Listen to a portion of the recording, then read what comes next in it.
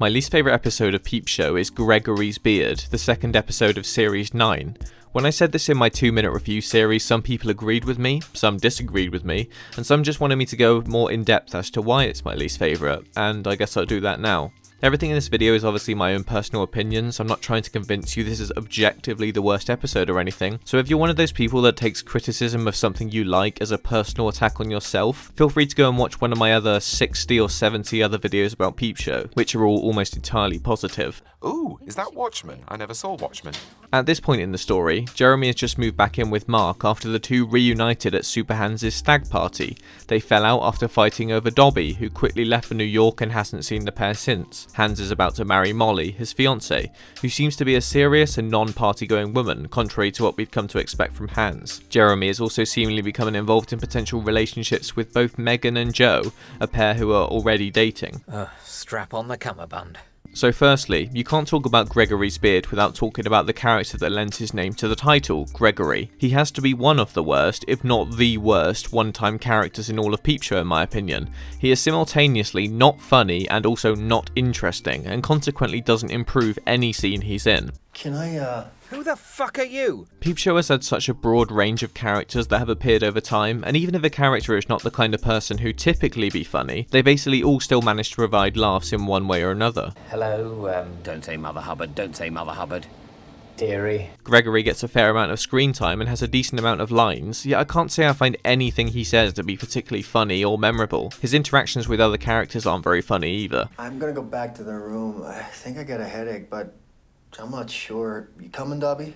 That's good, is it? What's good about that? There are certainly other one-time characters who feel more like misses than hits. Celia from Series 8 and the therapist from Series 1 spring to mind, but at least they both provide some laughs. I get nothing from Gregory. Also, and I guess this may be an entirely personal thing, but his accent is immediately noticeable as fake. The actor that plays Gregory isn't American, but is actually from Northern Ireland, and straight from the get-go I could tell there was something off about his accent, especially on certain lines. You douchebag! You douchebag. I promise you, I don't like her anymore. That may sound like a really minor thing, but I think it may be the only time in the entire show in which a character's accent is noticeably put on. Could they not find an American, hipster-looking actor or something? It's really bizarre. On the topic of hipsters, a gripe I have with the whole characterization of Gregory is that it feels uniquely off the ball for Peep Show. We get it, these stereotypical hipsters can be annoying. Dobby makes reference to him writing about how Brooklyn is getting worse and also about all the coffee shops he doesn't like, which I guess are supposed to be hipster things to do. Yet this stereotype had run its course years before this episode aired. Did these people still exist in 2015? Undoubtedly yes. But for a show that has so often seemed very timely with its cultural stereotype mocking, the Gregory character feels like beating a dead horse. Someone commented on my 2-minute review of this episode that he feels like a 2009 hipster in 2015, and I completely agree with that. The show has managed to perfectly cast and characterized everyone from new age womanizers and Nazis to homoerotic musicians and sleazy publishers, yet stumbles on a Brooklynite hipster, something that'd have you believe are a dime a dozen. It's uncharacteristically off for Peep Show. Something else that feels off that involves Gregory specifically is the scene in which he's punching Mark. He smokes. Oh, please don't punch me. I wish you both well. I wish you both well. There's something not quite right about the way the punches are done that makes them, at least for me, feel like they have no weight behind them, unlike say when Jez is punching Big Mad Andy in Series 8. Yes! Oh, more!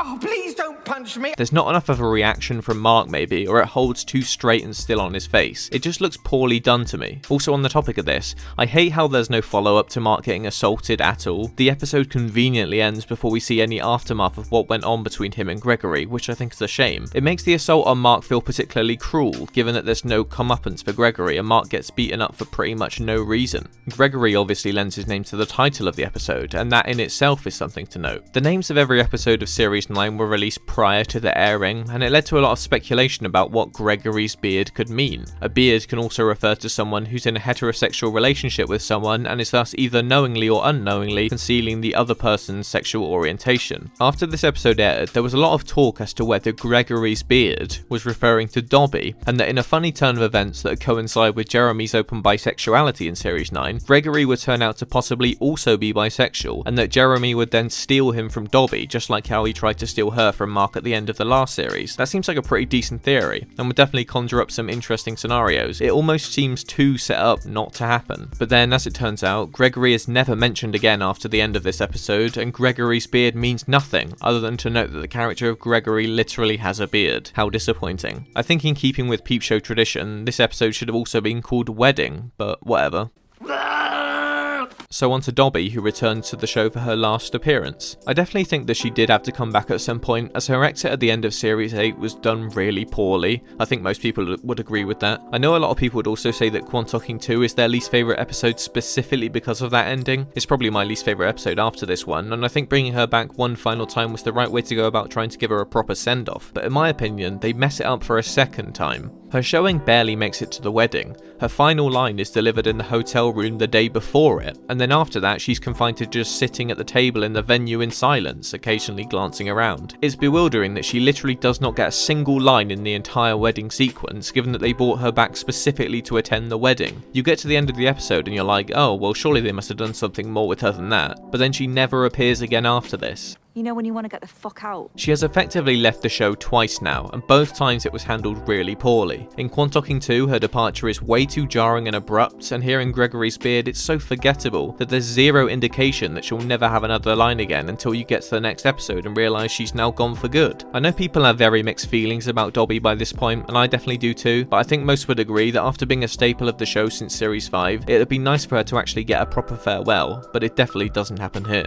Her return in the episode is kind of contrived. They do set up that Hans and Molly have a no smackheads, no crackheads rule at the wedding, and that's why they resorted to inviting people like her, as otherwise they'd be low on guests, but I still find it pretty stupid. Dobby and Hans have never been close, so I find it strange that at the drop of a hat she'd get a flight from New York to presumably London, travel a good few hours to a town in Norfolk, stay one night, and then attend the wedding of a man she's never really interacted with and a woman she's never even met. Realistically, this happens because the story needs to happen, and Peep Show is certainly no stranger to plot contrivances for the sake of making a good episode, but it is undeniably a little stupid. I like Dobby's new visual appearance here. It's the right balance between looking kind of modern and fashionable while still looking a bit quirky. I think it suits her. I also like how her and Mark get along together, as I think her showing would have been much worse if on top of her poor exit, her time on screen was all tense and weird with Mark. I like their time together on the walk back from the pub too. It felt nice, but yeah, that exit, or rather a real lack of exit, is such a shame. It really puts a dampener on what were some nice moments with her earlier on. Great, Jez.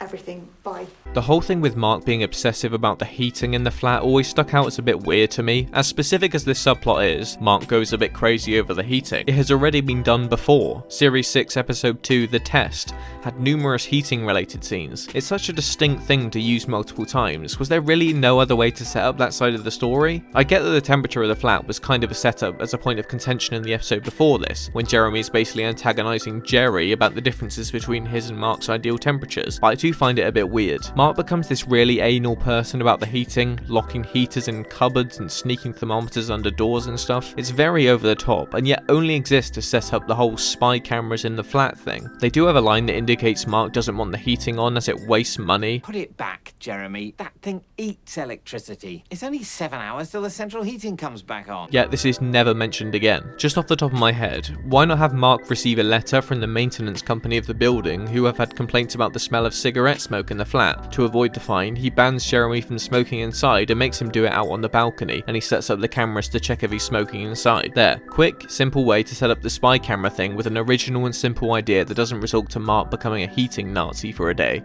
Hello? One of my main gripes with this episode is just its general use of technology. Peep Show has normally been pretty good with the use of things like phones and computers. There's some minor errors like showing the same phone number being used by multiple different characters, but it's mostly inconsequential and small things like that. However, this episode has the Find My Friends app play a pretty significant role, and yet the way it's shown is just nonsense. Would it work so accurately as to comically show Dobby's phone right next to Mark while they're inside a building just before he gets beaten up by Gregory?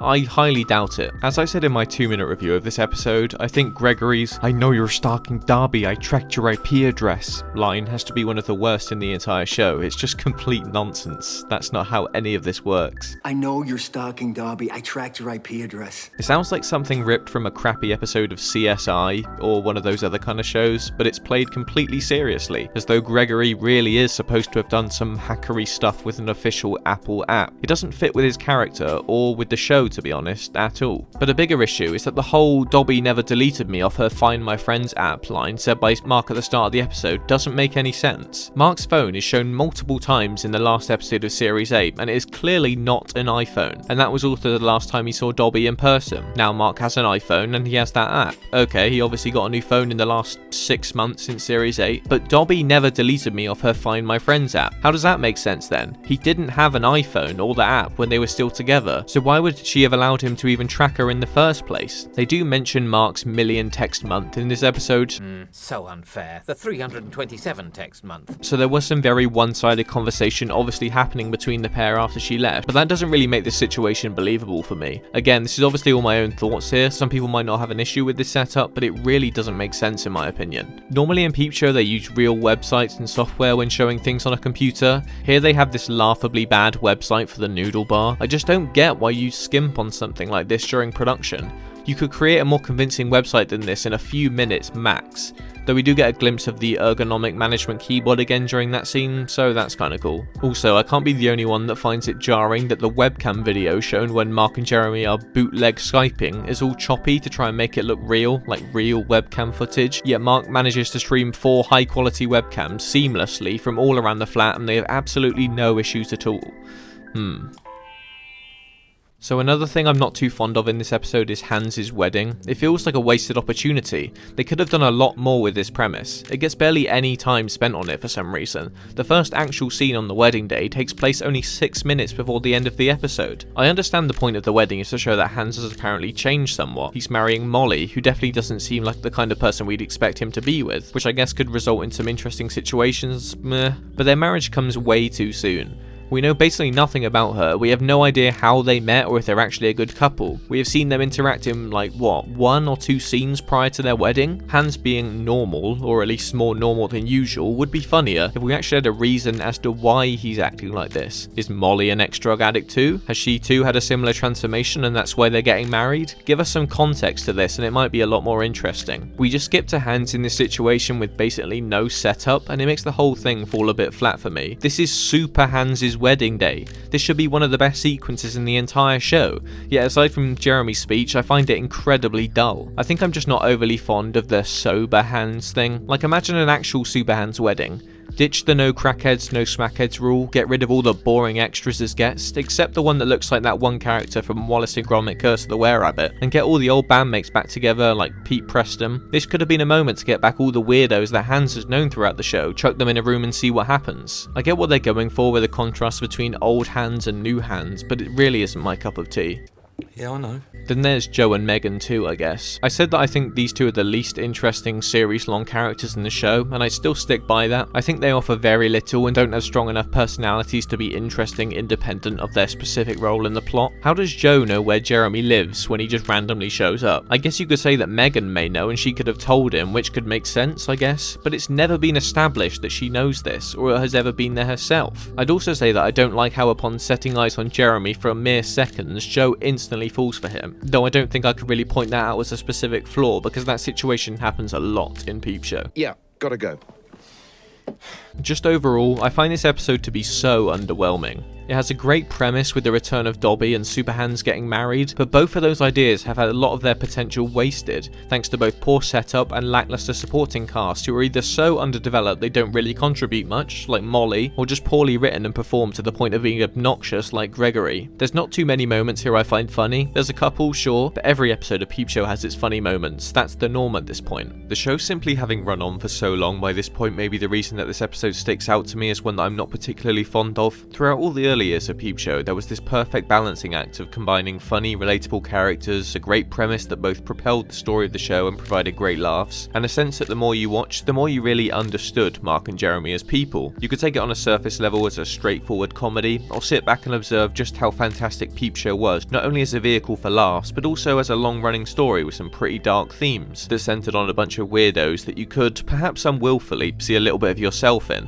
Then you get to these later episodes like Gregory's beard, and that aspect of the show seems to have disappeared in my opinion. I don't get anything out of this episode other than exactly what is literally happening in front of my eyes. Most of these new supporting characters are not funny people that become interwoven into Mark and Jeremy's strange lives in some way. They're simply characters that solely exist to play a role in the plot. Characters like Joe and Megan exist in their own little bubble, seemingly removed from the world of Peep Show, and they only show up when it's convenient for the show. Megan's so lovely. I'm definitely falling in love with her. Wondered if you had time for a bit of life coaching, off the clock. Who exactly are you? Why do you both love Jeremy so much? No time to explain, they just do. Dobby's moved on with her life and has a new boyfriend for the first time in years. Oh, she's gone again for some reason. I think this approach to how the show runs makes the comedy work a lot less well. Jokes don't feel as funny because they ultimately have little to no effect on the wider show. Mark's feud with Gregory isn't very funny to begin with, but then it also has no implications on anything else, as he and Dobby are written out of the show before we get any payoff. Then with Hans and Molly's wedding, we essentially get the opposite. All payoff with no setup. We get what seems to be a punchline with Hans marrying this uptight, serious woman, but why?